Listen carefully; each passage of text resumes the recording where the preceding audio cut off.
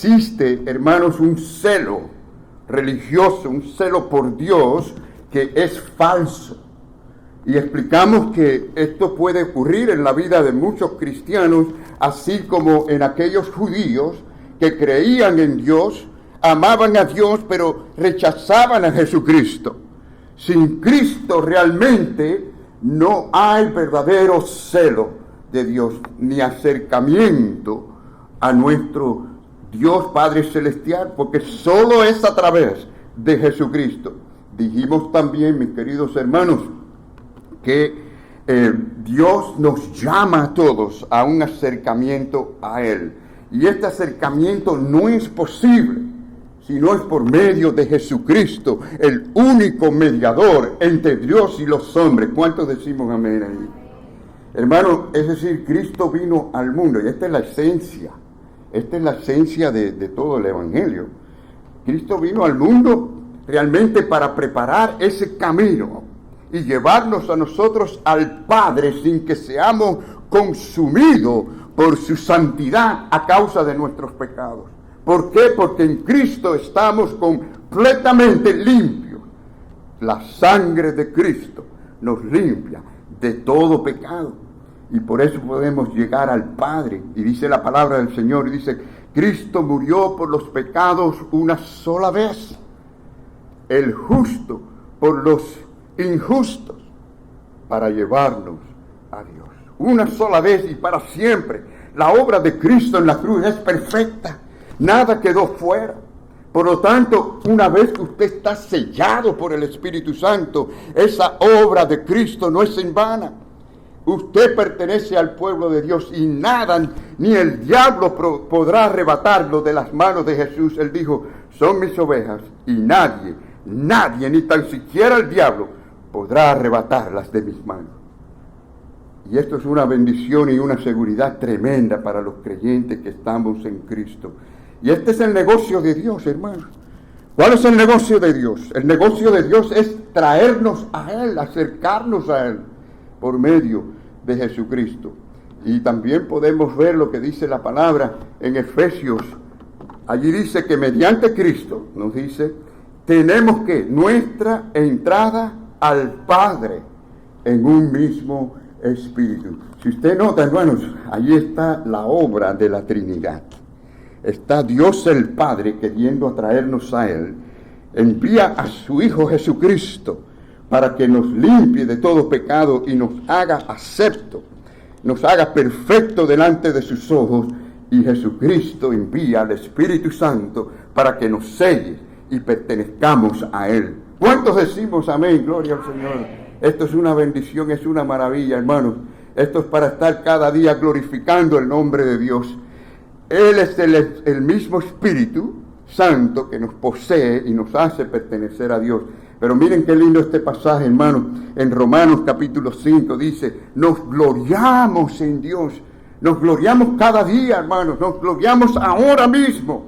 Nos gloriamos en Dios por medio de nuestro Señor Jesucristo, por quien ahora tenemos ahora hemos recibido la reconciliación con Dios. Hermanos, el hombre sin Cristo está en enemistad contra Dios. O sea, esto es una reconciliación que tenemos a través de Jesucristo. El hombre sin Cristo está en contra de Dios. El que no es conmigo, contra mí es, dice el Señor. Es decir, en Cristo estamos eternamente en Cristo estamos reconciliados con Dios. Y esta es la esencia del Evangelio. Aquí lo tenemos, ¿no?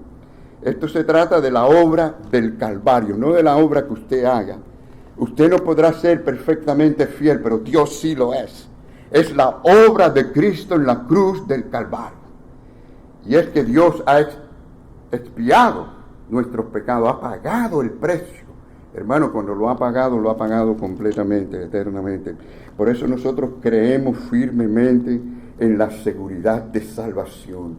Nada en la Biblia da lugar a que pensemos que podemos perder la salvación. Eso es terrible. Esto es decir que la obra de Cristo no fue perfecta, algo le faltó. Esto es decir que el pecado que Cristo perdonó en la cruz, después otros lo van a pagar en el infierno. No tiene ningún sentido. Y la Biblia por todas partes encontramos seguridad, perfección en la obra de Cristo. Cuando Él terminó su obra en la cruz, Él dijo, consumado es, tetelestai. Terminada es la obra, nada quedó fuera, una obra perfecta, un pueblo para la gloria de Dios y un pueblo para la eternidad. Y esta es la esencia del Evangelio que nosotros predicamos, mis queridos hermanos, para que tengamos gozo, para que nosotros podamos sentir la paz de Dios en nuestros corazones. Y por eso es que tenemos en Cristo paz, ¿no, hermanos? Tenemos paz porque estamos a bien con Dios a través de nuestro Señor Jesucristo. Miren, aunque no vamos a leer estos pasajes, usted busca ahí en Efesios 2:14, el 15 y el 17, y en ese mismo orden le va a decir que Jesucristo es nuestra paz, versículo 14. Él hizo la paz, versículo 15, y Él anuncia la paz, versículo 17. Y Él mismo dijo, mi paz os cedo, mi paz os doy, ¿no? No como el mundo la da, yo os la doy. Cristo nos da la paz. Y en su gracia, mis queridos hermanos, tenemos paz. Este es el mensaje de Él, un mensaje de paz al mundo. Miren, hermanos, si lo analizamos bien, Dios no es el que nos necesita a nosotros. Si usted lo analiza bien, mis queridos hermanos, Dios no necesita al hombre perdido, pecador. Él pudo haber hecho una raza nueva. Así que, y digo esto porque aquellos que quieren rechazar a Cristo o que están lejos, sepan que no harán a Dios menos en nada. Ni en gloria, ni en santidad, ni en su poder, omnipotencia, omnipresencia, omnisciencia, ni en los frutos del Espíritu, en amor, gozo, paz, porque Dios es completamente feliz en su Trinidad. ¿Sabe cuál es la diferencia? En que además de ser un Dios justo, Él es un Dios de misericordia. Por eso le damos gracias a Dios. ¿Cuánto le damos gracias a Dios por la misericordia de Dios? Gracias, Señor, por tu misericordia que es nueva cada día. Gracias, Señor, por tu misericordia. ¿Saben? El Señor ha querido expresar y ha querido magnificar su misericordia para con nosotros a través de su Hijo Jesucristo. Por lo tanto, hermanos, no existe otro sistema de salvación. No hay otro. No hay otra manera, no hay otro medio de llegar a Dios si no es a través de esta realidad. Del mismo Hijo de Dios encarnado que dio su vida en la cruz del Calvario. Tener fe en Él, en su obra, no en lo que yo pueda hacer en mis obras, sino en la obra de Jesucristo. Es así como funciona la gracia de Dios. Nos guía a mirar a Jesucristo como único y suficiente Salvador. Quiero darles la palabra del Salmo 16:11, mis queridos hermanos. Miren, quizás se les olvide un montón de cosas, ¿verdad?, de las que decimos acá, pero no se les olvide este versículo. Agárralo bien en su corazón. Estas palabras, y espero que profundamente les sirvan para acercarse a Dios cada día.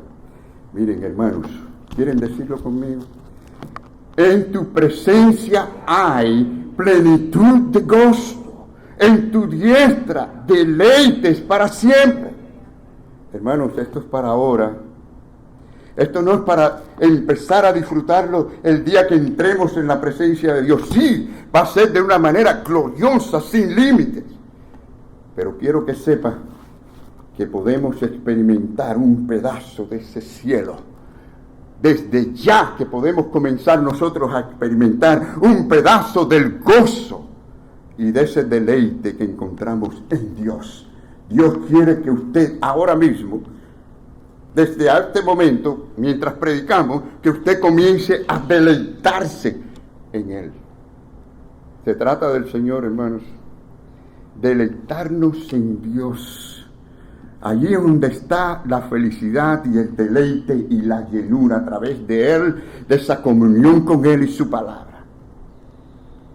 Hermanos, el Dios en que podemos confiar para ese momento glorioso, final y eterno, es el mismo Dios que usted y yo, quien podemos confiar para nuestro diario, cada día. Si Dios es tan glorioso, lleno de gloria, para la eternidad también está para bendecirnos a nosotros según cada necesidad nuestra cada día. Claro que para llegar a su presencia en esta manera, usted tiene que desearlo en su corazón. ¿Alguna vez usted ha tomado agua sin tener sed? La gente no quiere tomar agua cuando no tienen sed. Y el médico le dice, tienes que tomar agua. Ay, pero doctor, no tengo sed. Pues tienes que tomar agua. ¿Alguien le ha pasado esto? A ver. Ah, mira, alguna gente, ¿sí? A usted. Yo sé que a mi esposa le ha pasado. Y en cuanto a comer, hay gente que nunca tienen hambre, ¿no? Muy poquita hambre. Y otros tienen bastante. Yo conozco a uno personalmente. Si quieren me acompañan después del culto. No, pero anoche en la mesa que estábamos, la gente batearon bastante bien. Déjenme decirles, hermanos, miren este pasaje, escuchen bien, agarre esto, que esto es palabra del Señor. Miren, mi alma tiene sed de Dios, del Dios vivo. ¿Cuántos dicen amén ahí? Porque yo lo siento así. Mire, si usted no tiene esta sed, usted no se va a acercar a Dios como Él está diciendo que usted se acerque a Él. Usted no va a recibir las bendiciones de Dios como Él quiere bendecirlo a usted. Hay que sentir esta sed. Y el problema de muchos creyentes que no tienen esta sed de Dios, tienen sed de recibir bendiciones, pero no de Dios. Y hay una gran diferencia. Mi alma tiene sed de Dios. ¿Cuándo vendré y me presentaré delante de ti? Así que hay que tener sed para beber. Usted tiene que sentir esa necesidad. Y hay muchos cristianos que están como deshidratados espiritualmente. Necesitan tomar, beber de la presencia misma de Dios.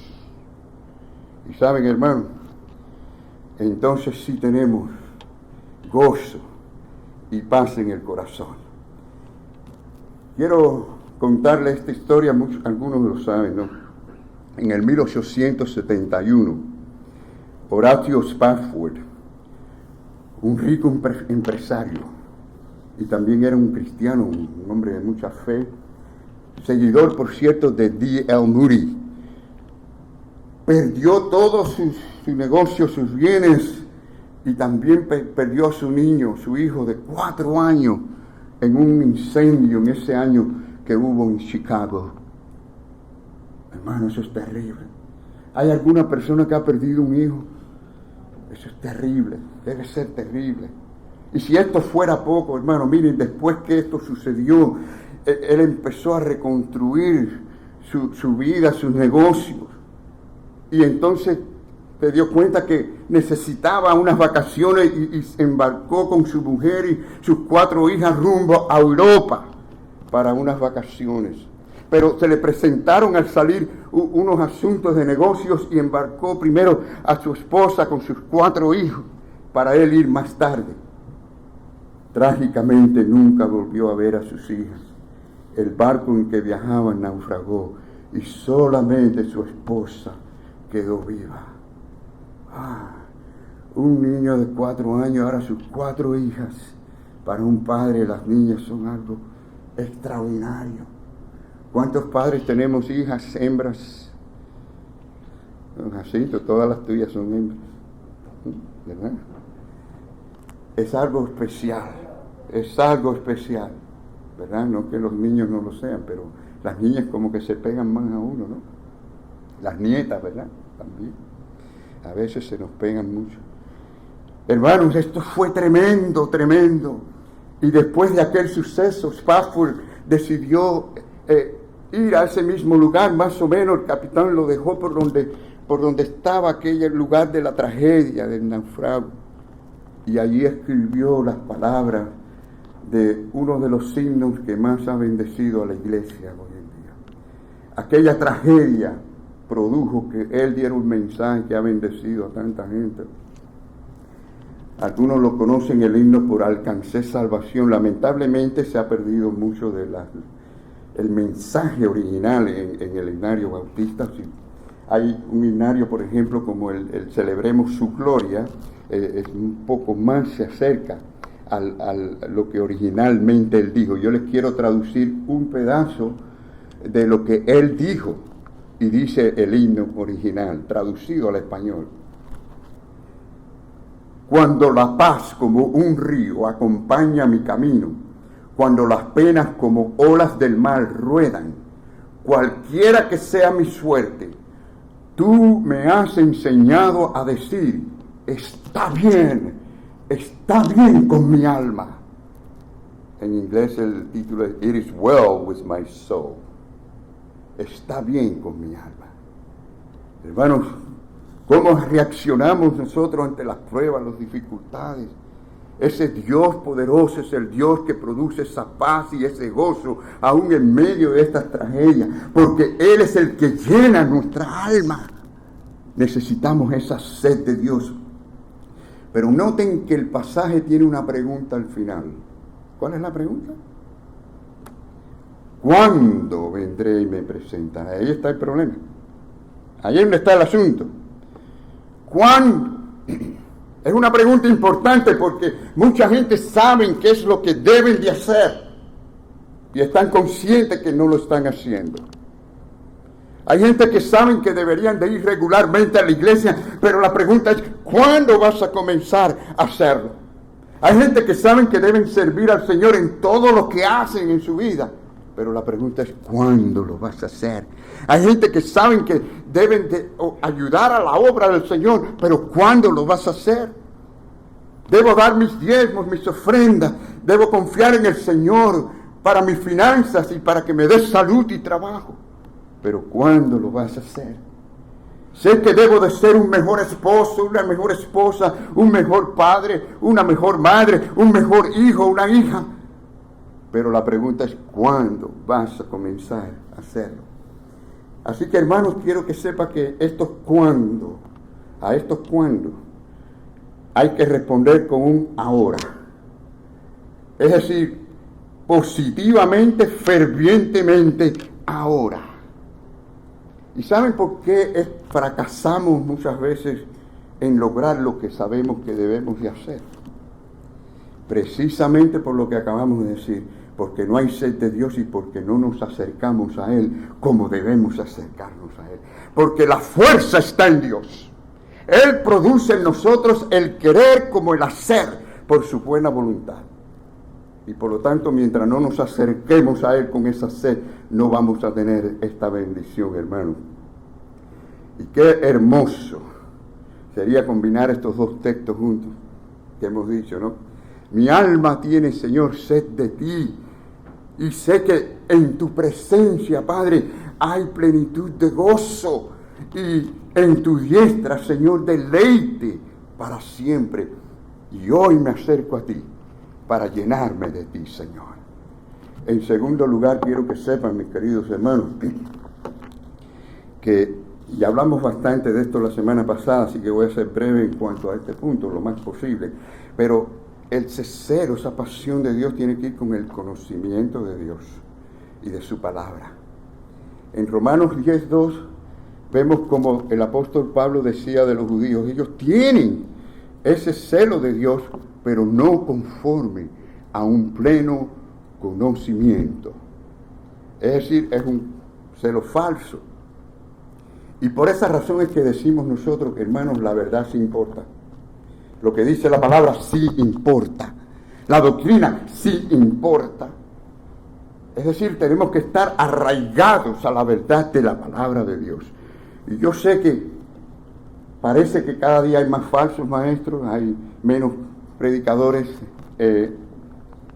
comprometidos con la palabra del Señor. ¿Qué dice la palabra? ¿Qué dice el texto? ¿Qué dice el versículo?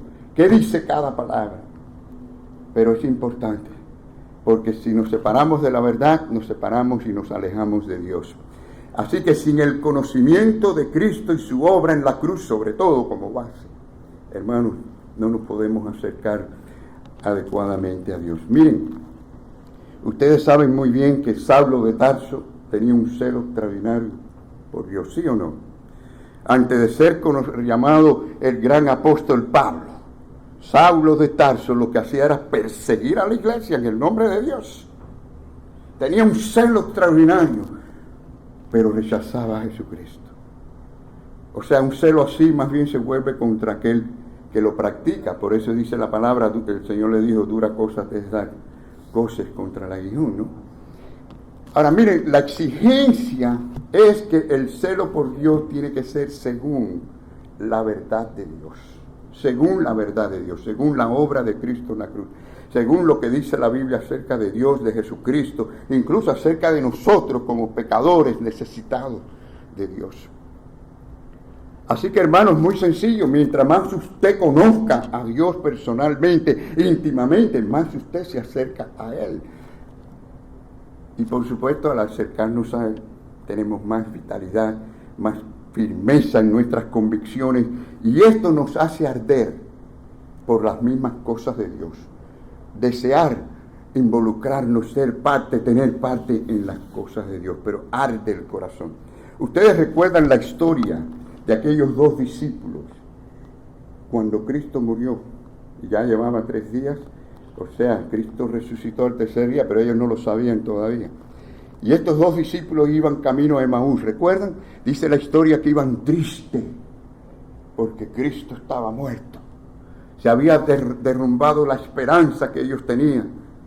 Y el Señor se les acercó y hizo como que ellos, o sea, con su poder, con su omnipotencia, ¿no? Hizo que ellos no les reconocieran, para estar con ellos y hablar de la palabra de Dios, para que no fuera emoción, sino fuera conocimiento, para que recibieran la palabra divina de Dios. Y dice la historia que por todas las escrituras se comenzó a mostrarle todo lo que decía acerca de las profecías mesiánicas y la crucifixión.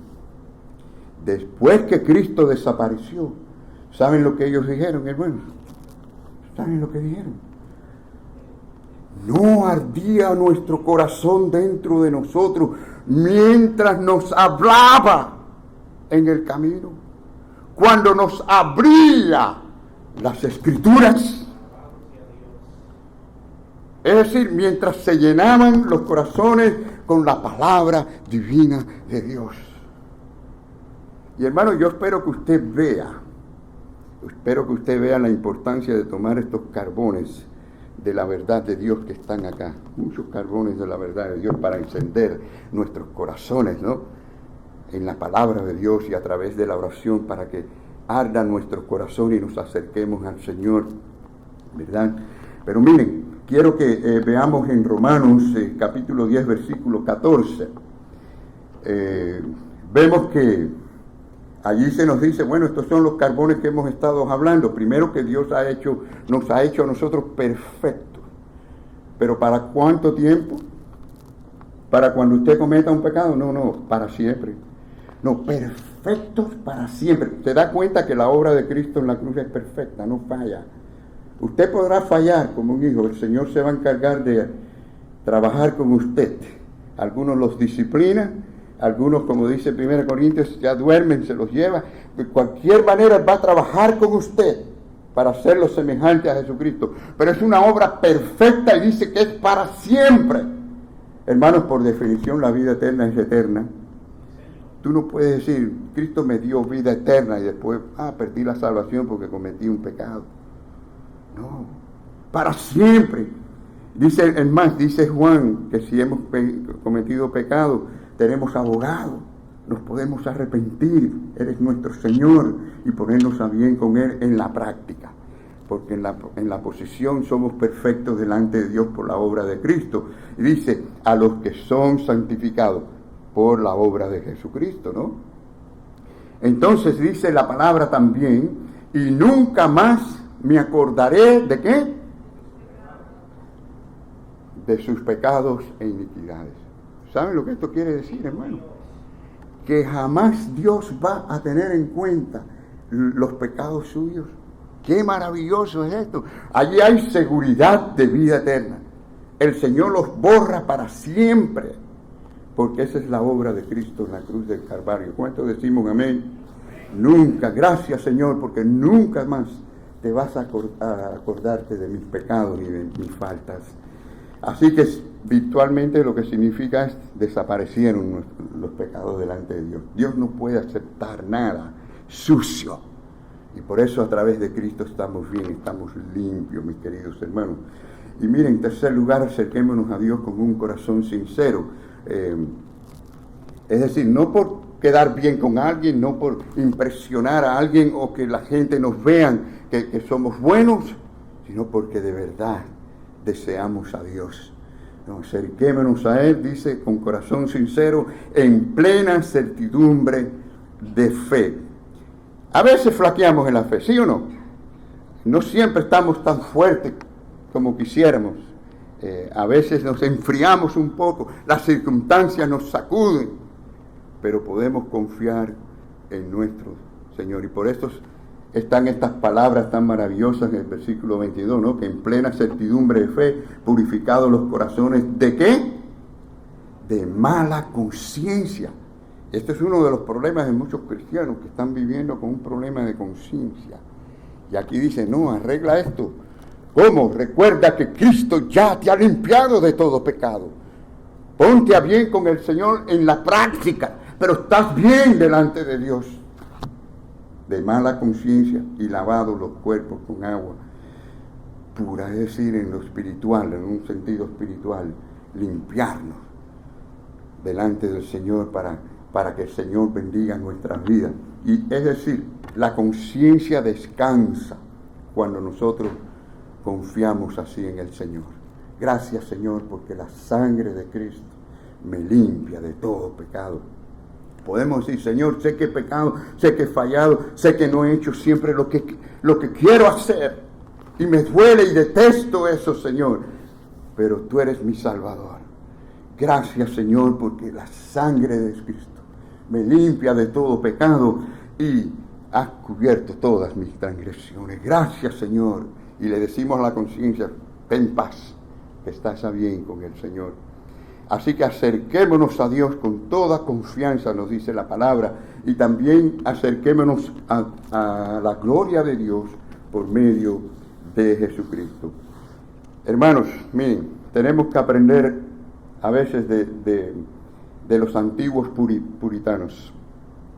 Es decir, algo que en lo que ellos se destacaban era en cuanto a la comunión que tenían con Dios.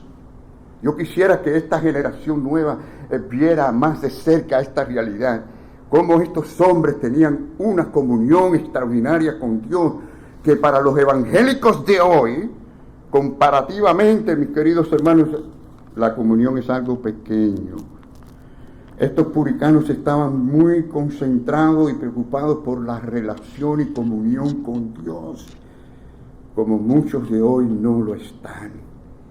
Y miren, hermanos, ustedes saben muy bien que toda mi vida he estado involucrado en la música y me gusta, y tuvimos una banda con una cantidad de instrumentos tremendo, y ya estamos de nuevo renaciendo en cuanto a esto, ¿no? Pero quiero decirles una cosa que está ocurriendo que me preocupa mucho en el pueblo de Dios. La gente está poniendo en el lugar de esta comunión por Dios a través de la oración, la palabra, las alabanzas y la música. Esto es peligroso. ¿Saben por qué? Porque la alabanza y la música deben de ser el resultado, no el medio, el resultado de nuestra adoración a Dios cada día. Y esto es peligrosísimo. La gente prefiere oír una alabanza que ir a estar en oración, en comunión con Dios, con sed del Dios Todopoderoso, de poder disfrutar y experimentar nuestra relación íntima con Él. No tengo nada en contra de la alabanza, me encanta. Pero miren, hermanos, si nosotros miramos a esto, y yo me pregunto, ¿qué pasa si en todas esas iglesias le quitamos los instrumentos de pronto? Y los ponemos como en esta época de los puritanos, que tenían la mayoría de ellos que cantar a capela. ¿Dónde está entonces ese éxtasis El problema es que estamos buscando un éxtasis en aquello que es superficial, porque no es allí donde lo encontramos, hermanos. ¿Me están entendiendo? No podemos tener miedo de decir la verdad, y esta es la verdad, hermano. Miren, cuando muchos creyentes nos reunimos, y como anoche nos reunimos, y es bueno hablar de todo lo que podamos hablar, hablamos de cosas seculares, hablamos de cosas religiosas, pero saben, a veces no hablamos de nuestra propia experiencia diaria con el Señor, porque muchos no pueden hacerlo, porque no están teniendo esa comunión con el Señor que debiéramos de tener. Hermanos, ustedes saben qué clase de explosión tendríamos en la iglesia de Cristo, no importa la denominación en este caso, si nosotros nos dedicásemos a esa comunión con el Señor, a que arda nuestros corazones con su palabra y en oración al Señor. Eso sería tremendo. ¿Saben? Según Parker, el mayor de los puritanos fue John Owen. Dice que la experiencia de comunión que él tenía con Dios debe ser un gran ejemplo para nosotros hoy en día. Saben que Owen y los puritanos de su época, sufrientes que eran por muchas razones de sus días, vivían más cerca de Dios y buscaban más la comunión ferviente con el Señor que nosotros. Dios usó, por ejemplo, en John Owens la enfermedad y muchas otras presiones para llevarlo a él a tener una relación más íntima, más poderosa con el Señor. Saben, hermanos, que a veces Dios usa las crisis, los problemas, y nosotros nos enfocamos mucho en que Dios nos quite el problema, nos arregle los problemas, en vez de decir, Señor, ¿cómo tú quieres que yo te adore, te alabe, te sirva en medio de estos problemas? Nos enfocamos en lo que no debemos enfocarnos y no nos damos cuenta que el Señor lo que quiere es cambiarnos a nosotros a la imagen de Cristo. ¿Qué es más importante? Piense, ¿qué es más importante para usted? ¿Que el Señor lo cambie a usted a la imagen de Cristo o que usted viva toda la vida sin ningún problema? Vamos a pensar bien, porque si no tenemos un problema serio. Si no nos importa que el Señor nos cambie a la imagen de Cristo, entonces empiece por arrepentirse y venir a Jesucristo como Señor y Salvador, porque usted está perdido. Porque es natural del Hijo querer ser como su Padre. Esto no hay que obligarlo ni enseñárselo, es el hijo por sí mismo. El niño quiere imitar a su papá y la niña quiere imitar a su mamá. Y si usted es cristiano convertido, usted va a querer imitar a su Padre Celestial y usted va a gozarse cuando el Señor les enseña estas lecciones.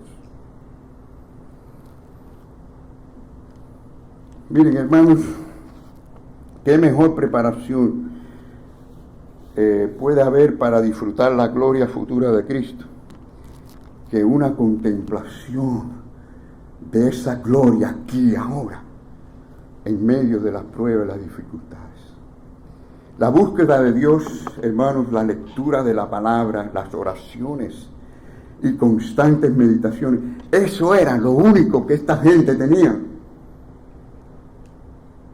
Y dice, Owen decía, con estas cosas, con estos pensamientos, con estas meditaciones y oraciones, el Señor me ha liberado de muchos enredos. Yo me pregunto, ¿de cuántos enredos el Señor nos hubiera liberado si de verdad buscásemos acercarnos a Él con esta sed de Dios? Pero solo podemos ver esta gloria por medio de Jesucristo. ¿Saben por qué? Porque la palabra dice que Cristo es el resplandor de su gloria. Dice la palabra que Él es la imagen del Dios invisible. Sin Cristo nunca podríamos ver, hermanos, esta bendición de Dios. Ni los hombres, ni los ángeles pudieran ver la gloria de Dios sin Jesucristo. Y esta es la revelación fundamental sobre la cual la iglesia es edificada. Esta es la base. Miren, aquellos que no pueden ver esta gloria no conocen a Dios. No conocen a Dios. Son como aquellos judíos que o gentiles incrédulos, dice el apóstol Mil. Dice, porque los judíos piden señales. O sea, no podían ver a Cristo, la gloria de Cristo, y pedían señales. Y los griegos buscan sabiduría. Para nosotros predicamos a Cristo crucificado. Para los judíos ciertamente tropezadero. Y para los gentiles locura. Mas a los llamados, por la gracia de Dios, ¿no?, así judíos como griegos, Cristo, poder de Dios y sabiduría de Dios. Amén. Así que, hermanos, ya vemos allí que hay muchos que no pueden ver la gloria de Dios. ¿Y saben qué? El diablo le gusta, ese es su negocio, cegar a las personas para que no pueden, es más bien para que se enamoren del mundo y no de Cristo. Miren cómo dice la palabra, miren. En los cuales el Dios de este siglo, ¿quién es el Dios de este siglo? Satanás, ¿no? Cegó el entendimiento de los incrédulos. ¿Para qué? Para que no les resplandezca la luz del Evangelio, de la gloria de Cristo, el cual es la imagen de Cristo. ¿Se da cuenta que la sabiduría humana no nos conduce a Dios? Tenemos que ver la gloria de Cristo, tenemos que mirarlo a Él como lo más glorioso, preciado en nuestra vida. Hermanos, por medio de esta gloria de Cristo es que veremos a Dios. La vida nuestra, vamos a decir, nuestras almas dependen de estas cosas que hemos dicho. Que el Señor les bendiga a cada uno de ustedes en esta mañana, hermanos, y que salgamos de aquí deseosos cada día más de acercarnos al Señor, que ardan nuestros corazones por Él y por las cosas de Dios. Que el Señor les bendiga a todos.